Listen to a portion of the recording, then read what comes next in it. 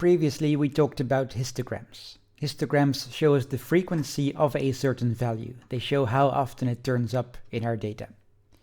Sometimes, however, our data contains a lot of different values, each of which occurs only once or twice. And that is the case, for instance, in this list of grades for a math test.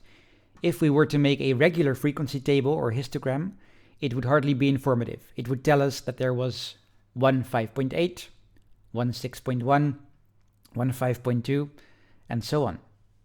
Now, a way to bring some order to this is by means of a so-called stem and leaf diagram. The idea is that whenever we see a value, we start by ignoring the last digit. So here we look only at the first digit. That digit is called the stem. So the stems in this list are 4, 5, 6, 7, 8, and 9. And we put those as rows in a table. And only now do we start looking at the last digit.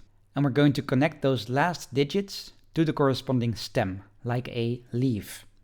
So 5.8 has a stem of 5, and that means the 8 is going to appear in our table as a leaf next to the 5. 6.1 has a stem of 6, so the 1 is going to appear in our table as a leaf next to 6. 5.2 has a stem of 5 again, so the 2 appears here. 8.6 has a stem of 8, so the 6 appears here.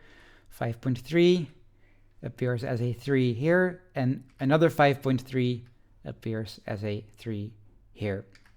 And 7.0 has a stem of 7 and a leaf of 0 that also turns up in our table as a 0 here, and so on. Each item in our data occurs as one digit in our stem and leaf diagram. And if we keep the digits evenly spaced, this already gives us a sense of how often certain grades occur. For example, it is clear from this stem and leaf diagram that there are more grades starting with a 6 than there are with a 7 or a 5. To add more order to the table, it's best to copy it and put the leaves in ascending order. That means that we can easily find any number that we are looking for. If we want to know how many students scored a 5.3, we look at the 5 stem. There are 2 3s, and a 3 here actually means 5.3. So there are 2 students who scored a 5.3. How many students scored higher than an 8? That would be this 8.2, this 8.6, and this 9.4. So there are 3 students who scored higher than an 8.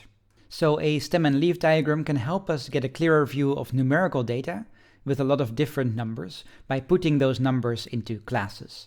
Those classes are called stems, and the final digit of the number turns up as a leaf in our diagram. The best way to understand and read a stem and leaf diagram is to understand clearly how it is made. This 4 was put here because one of the grades was a 9.4, and so on. So always look carefully at the meaning of the digits. In this case, the stems are units and the leaves are tenths. But in other stem and leaf diagrams, it may be different. The stems may be thousands and the leaves may be hundreds, for instance. So start by asking yourself what a single leaf in the diagram actually means, and then you should usually be able to read and understand the entire diagram.